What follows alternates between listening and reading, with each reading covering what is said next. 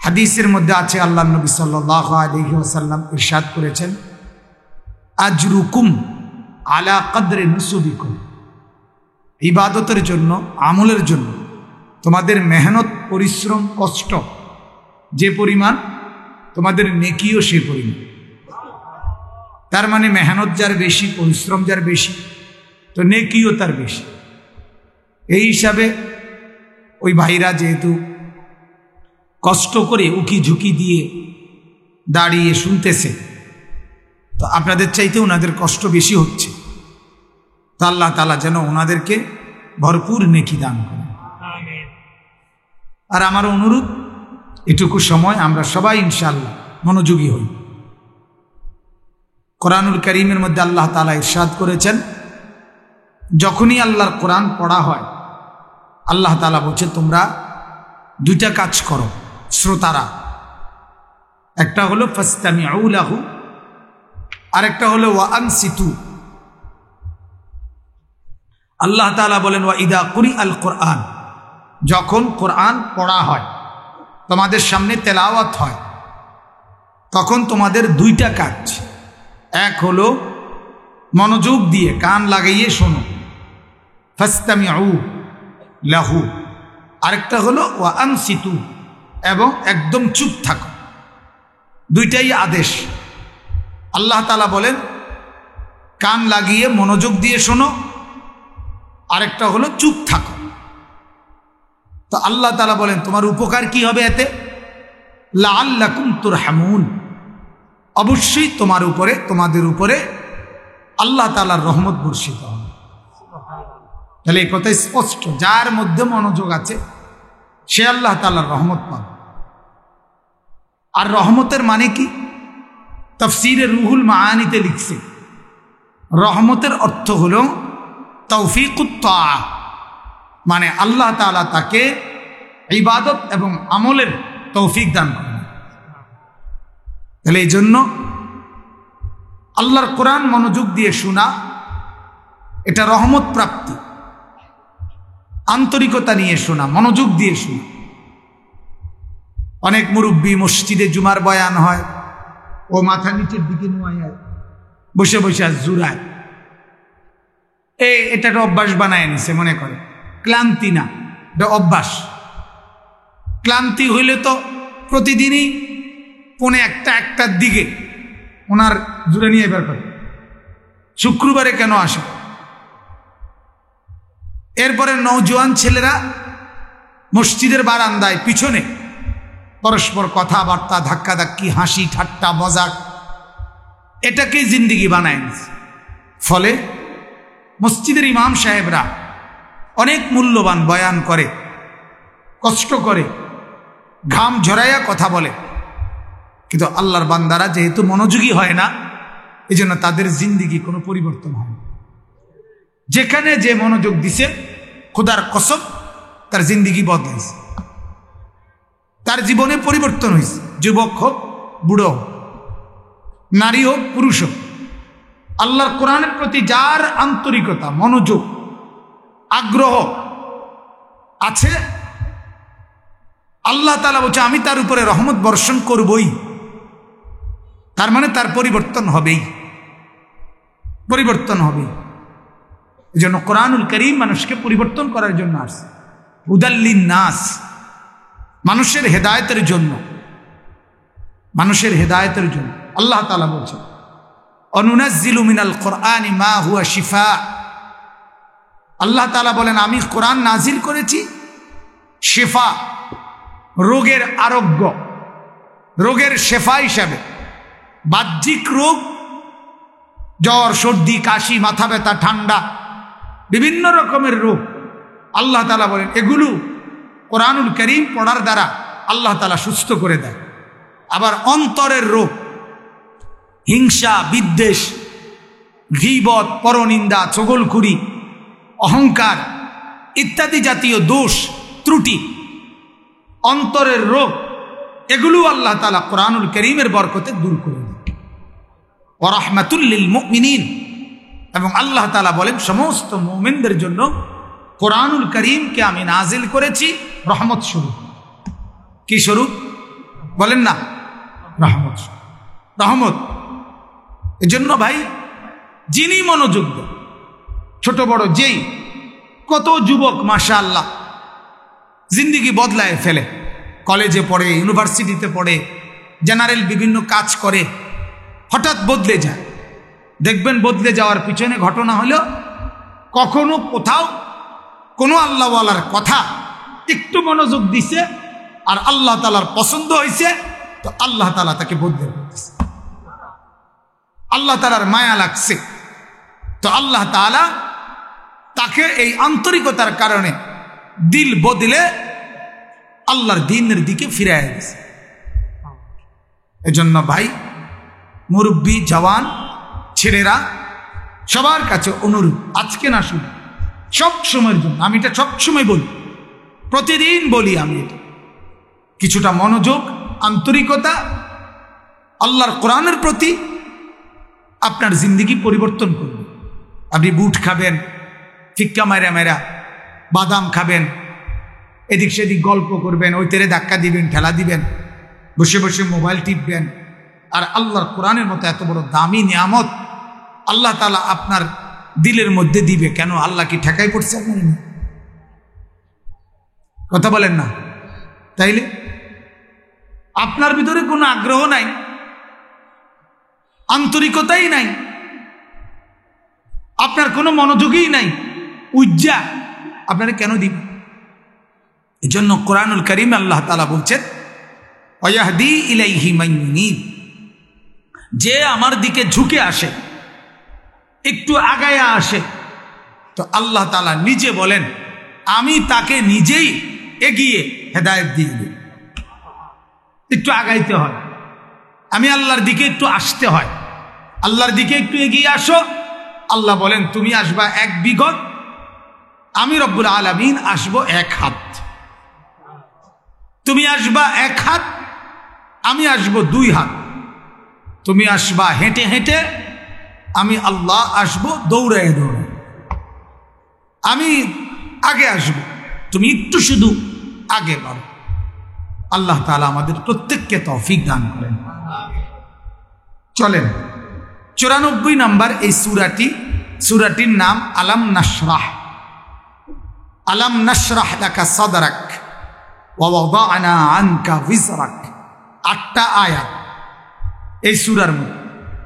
এই সূরাটি সরাসরি আল্লাহ তাআলা আমাদের প্রিয় নবী সাল্লাল্লাহু আলাইহি ওয়াসাল্লামের প্রশংসায়, নবীজির গুণাগুণ বর্ণনার জন্য আল্লাহ তাআলা নাজিল করেছেন। তাহলে এই সূরার সংক্ষিপ্ত প্রথম পরিচয় হলো, এই সূরাটির মধ্যে আল্লাহ তাআলা আমাদের প্রিয় নবী, আখিরি নবী, আল্লাহ তাআলার বন্ধু হাবিব নবী মুহাম্মদুর রাসূলুল্লাহ সাল্লাল্লাহু আলাইহি ওয়াসাল্লামের সম্মান, ইজ্জত, মর্যাদা, আল্লাহ তাআলা উনাকে কি পরিমাণ মূল্যায়ন করছেন সেটা উল্লেখ করছেন। এবং সর্বশেষে আল্লাহ তাআলা নবীজির কাছে নবীজির করণীয় কি সেটাও বলে দিয়েছে। তো মূল্যায়ন করছেন আল্লাহ তাআলা এই সূরায়। কেমন মূল্যায়ন করছেন এই কথাটা বুঝবার আগে একটা ছোট্ট কথা বোঝেন। আল্লাহ তাআলা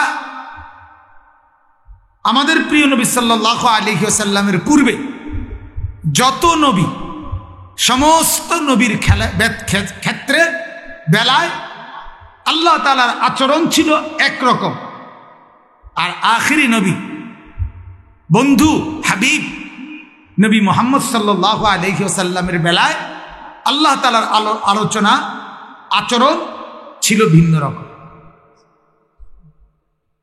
রকম। আগে করছেন একরকম আচরণ, আখিরি বন্ধুর বেলায় করেছেন ভিন্ন রকম। সেটা কি? একটা উদাহরণ দিই যেটা এই আয়াতের সাথে লাগবে বুঝার জন্য। সেটা হলো, আগের নবীরা আল্লাহ তাআলার কাছে বিভিন্ন জিনিস, বিভিন্ন বিষয় ওনারা নিজেরা আল্লাহর কাছে চেয়ে দোয়া করে আল্লাহ থেকে নিয়েছেন। ওই একই জিনিস আল্লাহ তাআলা আমাদের নবীর বেলায় আল্লাহ তাআলা বলছে, আপনি আগের নবীদের মতো চাইতে হবে না, আমি আল্লাহ না চাইতেই আমাকে আপনাকে আমি এমনিতেই দান করব। আপনার বেলায় ভিন্ন রকম, ভিন্ন রকম। যেমন কোরআনুল কারীমের মধ্যে আছে আল্লাহ নবী ইব্রাহিম আলাইহিস সালাম, ইব্রাহিম নবী তিনি আল্লাহ তাআলার কাছে দোয়া করছিলেন। কোরআনে আছে রব্বি লা তুখজিনি ইয়াউমা ইউবআসুন ইয়াউমা লা ইয়ানফাউ মালুন ওয়ালা বানুন। ইব্রাহিম আলাইহিস সালামের দোয়া ছিল, আল্লাহ কিয়ামতের দিন যখন আপনি সবাইকে উঠাবেন, সেই হাসরের মাঠে যেদিন স্ত্রী পুত্র পরিজন মাল সম্পদ কোনো কিছুই কোনো কাজে আসবে না, আল্লাহ আমি ইব্রাহিমকে আপনি সেদিন হাসরের মাঠে বেইজ্জতি করবেন না, আমারে লজ্জিত করিয়েন না, আমারে বেইজ্জতি করিয়েন। ইব্রাহিম আলাইহিস সালামের মতো নবী হাসরের মাঠের ব্যাপারে এটা বলছে। তাহলে এখানে নবী নিজে চাইছেন, কোন নবী? কথা বলেন না। ইব্রাহিম আলাইহিস সালাম আল্লাহর কাছে চেয়েছেন যে আল্লাহ আপনি আমাকে হাসরের মাঠে বেইজ্জতি করবেন না, দোয়া করছে রব্বি। এবার আসেন আমাদের নবীর বেলায়, আখিরি নবী সাল্লাল্লাহু আলাইহি ওয়াসাল্লামের বেলায় সরাসরি আল্লাহ তাআলা বলছেন, বন্ধু আপনি ইব্রাহিম নবীর মতো আপনি চাইতে হবে না, আপনি বলতে হবে না, বরং আমি আল্লাহ নিজেই বলছি আপনাকে। এটাও কোরআনের আয়াত, ইয়াউমা লা ইউখজিল্লাহুন নাবিয়্যা। বন্ধু আমি ওয়াদা দেখছি হাসরের ময়দানে আমি আল্লাহ আপনাকে বেইজ্জতি করব না। ইব্রাহিম চেয়ে নিছে, আপনাকে না চাইতেই দিলাম। মজার কথা হলো আমাদের প্রিয় নবী সাল্লাল্লাহু আলাইহি ওয়াসাল্লামের একটা চিরাচরিত নিয়মিত ধারাবাহিক অভ্যাস ছিল, নবীজি যে কোনো ব্যাপারে ওনার কোনো মর্যাদা পেলেও সাথে সাথে নবীজি চাইতেন এটা আমার উম্মত পাক। এটা নবীজির একটা তামান্না ছিল, যেটাই কইতো আল্লাহ তাআলা তো নবীর সাথে সাথে বলতেন আমার উম্মত। এইখানেও তো হাসরের ময়দানে আল্লাহ বলতেছেন আপনাকে আমি বেইজ্জতি করব না। আল্লাহ তাআলা জানে এক্ষুনি আমার বন্ধু বলবে আল্লাহ আমার উম্মত, এটা কইবে কিনা? তো আল্লাহ তাআলা বলতেছে সাথে সাথে, দোস্ত এরপরে কি বলা এটা আপনি বলিয়েন না, আমি কইতে দেন আমারে। আমরা এমন বলি না, আরে আমারে বলতে দেন না, আমি কথাটা শেষ করি তারপরে আপনি কইেন। তো আল্লাহ তাআলা বলেন, দোস্ত এরপরের কথাটাও আপনি বলিয়েন না, আমারে বলতে দেন। ওয়াল্লাযীনা আমানু মা, আল্লাহ বলেন আপনাকেও বেইজ্জতি করব না এবং আপনার সাথে আপনার ঈমানদার উম্মতকেও বেইজ্জতি করব। সুবহানাল্লাহ। মানে আপনি যেটা বললেন হইলে যে আমি বলেই দিলাম, আপনার উম্মতকেও বেইজ্জতি করব না। তো এবার নবী সাল্লাল্লাহু আলাইহি ওয়াসাল্লাম যেন বললেন আল্লাহ হাসরের ময়দানে আমি এবং আমার উম্মতকে কেমন ইজ্জত দিবেন, এটার একটা স্যাম্পল কইলে ভালো ছিল না? মানে একটা আইডিয়া যদি দিতেন, দিবেন তো বুঝছি অনেক কিছু, একটা ছোটখাটো আইডিয়া দেন। তা আল্লাহ তাআলা বলছে আচ্ছা তো আইডিয়া লো, এটা আইডিয়া দেয় কিরম হইতে পারে? তো আল্লাহ তাআলা বলেন নূরুহুম ইয়াসআ বাইনা আইদিহিম ওয়া বিআইমানিহিম। আপনি এবং আপনার উম্মত হাসরের ময়দানে আমি আল্লাহ আপনাদের সামনে এবং আপনাদের ডানে দুই দিকেই আমি আল্লাহ তাআলা অগণিত আলো নূর যেগুলো দৌড়াইয়া চলমান দৌড়িয়ে আপনাদেরকে অভ্যর্থনা জানিয়ে হাসরের ময়দানে আগায় নিয়ে যায়। ইয়াসআ অর্থাৎ পুলিশের গাড়ি, র্যাবের গাড়ি, বিভিন্ন বড় সম্মানিত ব্যক্তিবর্গের আগমনে সামনে অনেকগুলো গাড়ি থাকে যেগুলো লাল নীল হলুদ বাতি প্যাঁ পু এগুলো জাল আওয়াজ করে এরপরে রিসিপশন করে নিয়ে যায়, ঠিকই না বলেন? আল্লাহ তাআলা বলেন আপনার সামনে এবং ডানে আমি আল্লাহ তাআলা পর্যাপ্ত পরিমাণ নূর আলো সেগুলো জ্বালাবো। ওই নূরগুলো এরকম লাইটের মতো হবে না, এখানে তো এই লাইট এখানেই জ্বলতেছে, আমনে এখান থেকে ওইদিকে গেলে গা লাইটার পাইতেন না, আমনে অন্ধকারে যাইতে হবে। কিন্তু আল্লাহ তাআলা বলেন, বন্ধু হাসরের ময়দানে আমি আল্লাহ তাআলা আপনি এবং আপনার উম্মতের সামনে যেই আলোগুলো জ্বালাবো সেগুলো আপনার সাথে সাথে ওইগুলোও সামনে থেকে হাঁটতে থাকবে। ইয়াসআ ইয়াসআ বাইনা আইদিহিম ওয়া বিআইমানিহিম। সুবহানাল্লাহ। হ্যাঁ, নবী সাল্লাল্লাহু আলাইহি ওয়াসাল্লাম দোয়া করতেন, আল্লাহুম্মা আতমিম নূরানা, আল্লাহ তাহলে আমাদের সেই নূর আরো বাড়াইয়া দেন। তো তাহলে বোঝা গেল ইব্রাহিম নবী সাল্লাল্লাহু আলাইহিস সালাম চেয়েছেন আল্লাহ আমাকে হাসরের মাঠে বেইজ্জতি করিয়েন না, উনি চাইছেন। আমাদের নবী নিজে চাইছেন না আল্লাহ দিছেন? তাহলে এটা ব্যতিক্রম, ভিন্ন আচরণ হলো কিনা? কথা বলেন না। হযরতে মূসা আলাইহিস সালাম, কে? মূসা নবী। মূসা আলাইহিস সালাম তিনি তুর পাহাড়ে গেলেন আল্লাহ তাআলার কাছে। প্রথম দিন থেকে আল্লাহ তাআলা ওনার সাথে কথা বলা শুরু করলেন। কোরআনুল কারীমের মধ্যে আছে, ওয়া কাল্লামাল্লাহু মূসা তাকলীমা। আল্লাহ তাআলা মূসার সাথে খুব বেশি কথা বলছে, অনেক কথা, বারবার বারবার বারবার। তাকলীমা মানে বারবার বুঝাইছে, বারবার কথা বলছে। আর এটা একটা নিয়ম, যখন প্রিয়জনের সাথে, আকাঙ্ক্ষিত কারোর সাথে কেউ লম্বা টাইম বারবার কথা বলে, তখন তাকে দেখতে মন চায়। তখন তাকে কি মন চায়? দেখতে মন চায়, দেখতে মন চায়। তো মূসা আলাইহিস সালাম দীর্ঘদিন কথা বলতে বলতে, মূসা নবী খুব কথা বলতেন আল্লাহর সাথে। কোরআনুল কারীমের মধ্যে আছে, আল্লাহ তাআলা একদিন মূসা নবীকে জিজ্ঞেস করলেন যে, ওমা তিলকা বিয়ামিনিকা ইয়া মূসা, হে মূসা তোমার ডান হাতে এটা কি? তো মূসা আলাইহিস সালাম বলতেছেন, হিয়া আসাই, এটা আমার হাতের লাঠি। আতাওয়াক্কাউ আলাইহা, আমি এটা দিয়ে অবসর সময় এটার উপরে ঠেস দিয়া আমি বিশ্রাম করি, হেলান দেই। ওয়া আহুশু বিহা আলা গানামি, এবং আমি এই লাঠিটা দিয়ে আমার বকরি চড়াই। আমার যে বকরি আছে, বকরি পালি, তো বকরির চড়াইতে লাঠি লাগে। ওয়ালিয়া ফিহা মাআরিবু উখরা, আরো বিভিন্ন কাজে আমি এই লাঠি ব্যবহার করি। কইতামনি আল্লাহরে বলতেছে।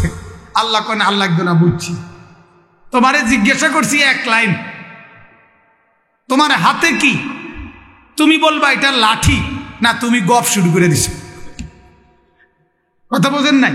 তুমি গল্প শুরু করে দিছো।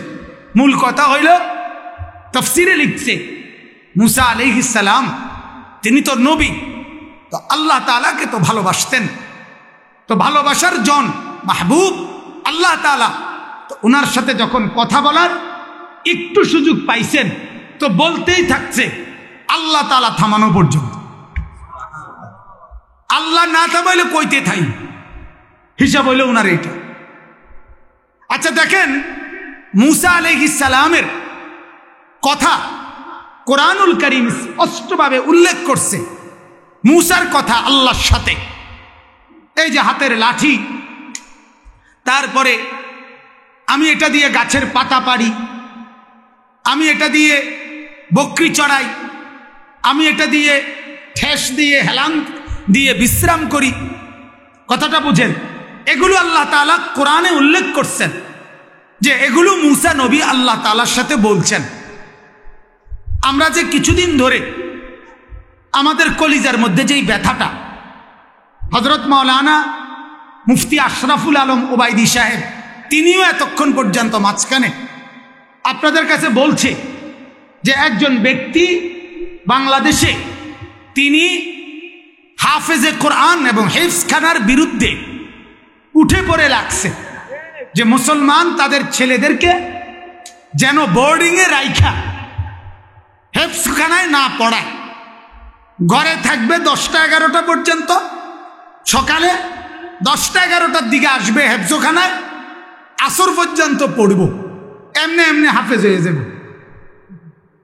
দুপুর পর্যন্ত পইরা হাফেজ হয়ে যাব। উনার কাছে এই থিওরি, এটা উনি পেশ করছেন। আরো কত রকমের অকথ্য কথাবার্তা সমস্ত আলেমরা, হক্কানি আলেমরা সারা বাংলাদেশ থেকে এই কথাটার প্রতিবাদ করছে। এই ব্যক্তিটা শুধুমাত্র হেফজখানাকে টিটকারি করছে, ব্যঙ্গ বিদ্রুপ করছে, এটা না।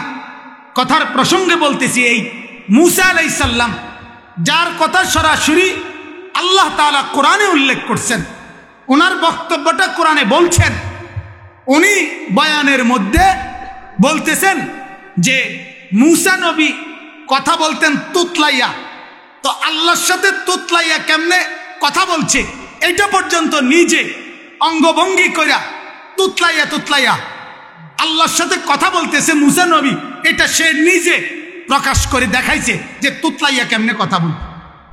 অথচ আল্লাহর কোরআন অথবা রাসূলুল্লাহর হাদিস, এই 1400 বছরের ইতিহাসে পৃথিবীর কোন আলেম, পূর্ববর্তী 1450 বছরের কোন সাহাবী, তাবী, আউলিয়া, বুজুর্গ, মুহাদ্দিস, মুফাসসির কেউ এটাকে মুসা নবীর এই কথাকে এরকম তুতলাইয়া প্রকাশ করে নাই, একমাত্র এই ব্যক্তিটাই প্রকাশ করছে। আপনারা বলেন এটা অন্যায় কিনা? এটা অন্যায় কিনা বলেন না?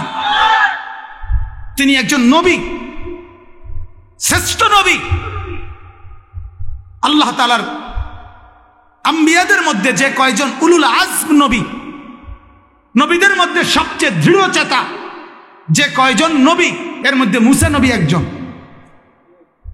যে নবীর পরামর্শের সময় আল্লাহর নবী সাল্লাল্লাহু আলাইহি সাল্লামকে মেরাজের রাত্রে 6ষ্ঠ আসমানে ফেরত আসার সময় উনি বলছিলেন, এই মুসা নবী বলছিলেন যে হে আল্লাহর নবী, আখিরি নবী সাল্লাল্লাহু আলাইহি সাল্লাম, 50 ওয়াক্ত নামাজ নিয়া আপনি যাইয়েন না, আপনার উম্মত পারত না, আপনি গিয়ে কমায় আসেন। এটা এই নবী বলছে, এই মুসা নবী উনি বলছিলেন এই কথাটা। আমাদের নবী সাল্লাল্লাহু আলাইহি সাল্লাম আল্লাহ তাআলার কাছে গিয়ে গিয়ে কমাইয়া আনছে। প্রত্যেকবারে মুসা নবী বলছে আবার যান, আবার যান। আমাদের পর্যন্ত আখিরি নবীর উম্মতের জন্য উনি হযরতে মুসা আলাইহিস সালাম, উনার উম্মত না আমরা কি মুসা নবীর উম্মত? কথা বলেন। এরপরেও উনি আখিরি নবীর উম্মত, আমাদের জন্য তার আন্তরিকতাটা ছিল এই, তিনি আমাদের নবীর কাছে সুপারিশ করছে আপনার উম্মতের কষ্ট হবে, অথচ উনি তো আমাদেরকে দেখে নাই। কষ্ট হবে আপনার উম্মতের, আপনি আল্লাহর কাছ থেকে এটা কমায় আনেন। তো যিনি আমাদেরকে আন্তরিকতা দেখাইলেন আখিরি নবীর উম্মতকে, সেই আখিরি নবীর উম্মতের এক ব্যক্তি সেই নবীকে বিদ্রুপ করলো। এটা ইনসাফ হইল? এটা কি প্রতিবাদ জানানো উচিত না? অসংখ্য অগণিত বিষয়, অসংখ্য বিষয় উনি আকাঙ্ক্ষা ব্যক্ত করছে যে বাংলাদেশের হাফেজরা যদি রাত্রিবেলায় মাদ্রাসায় না থাকে, দিনের বেলা যদি খেলাধুলা করতে পারে, তারপরে যদি সকাল 9টা-10টা পর্যন্ত মায়ের কোলে থাকতে পারে, তাহলে ওরা হৃষ্টপৃষ্ট হবে এবং সিনেমার নায়িকা পরিমণির মতো হবে। ওনার আফসোস, বাংলাদেশের হেফজখানার ছেলেরা কেন পরিমণির মতো হইল না? আফসোস। তুলনা দিছে একটা সিনেমার নায়িকার সাথে। আপনি বলেন এটা কথা হইল? গঠনমূলক পরামর্শ তো যে কেউ দিতে পারে, কথা বলেন না কেন? পরামর্শ দিতে পারে কিনা বলেন না? হুজুর মাইরেন না, কম মাইরেন, বাচ্চা মানুষ কদ্দুর বুঝাইয়েন, এগুলা অভিভাবক আপনারা বলেন না? কথা বলেন না, বলেন কি না বলেন? তো এটা তো বর্তমান অভিভাবকরা প্রতিদিন বলে। মাদ্রাসা আইসা ওস্তাদরাও তো আপনার চেষ্টা করে একটা মাদ্রাসা থুন, যে ঘরে একটা ছোট বাচ্চা, একটা ছেলে ছোট 2 বছরের 5 বছরের, ওই ঘরওয়ালারা ওই বাচ্চাটার জ্বালায়, দৌড়াদৌড়ির জ্বালা, এটা ভাঙ্গালায়, পানি হালাইয়া দেয়, জগ ভালাইয়া দেয়, কথা বুঝছেন কি না? এর দুষ্টমিতে অস্থির হয়ে যায়। সেখানে 100টা বাচ্চা একসাথে থাকে। আপনারা আল্লাহর দোহাই করে বলি, আপনারা কেউ একজন আপনাদের এই মাদ্রাসাটায় হেফজখানা না নুরানি মিলাইয়া যে ছেলেগুলো পড়ে, হুজুররা একটা বেলা সরে যাক, 1 ঘন্টা হুজুররা মাদ্রাসার বাহিরে দাঁড়ায় থাকবে রাস্তায়, আপনারা পাবলিক আপনারা একটু তাকাইবেন তামসাটা পোলাফাইন করে কি? কথা বলেন না কেন? বাচ্চারা কি করে দেখবেন, বিল্ডিংটা আলগাইয়া মুরাদনগর নিয়ে তুই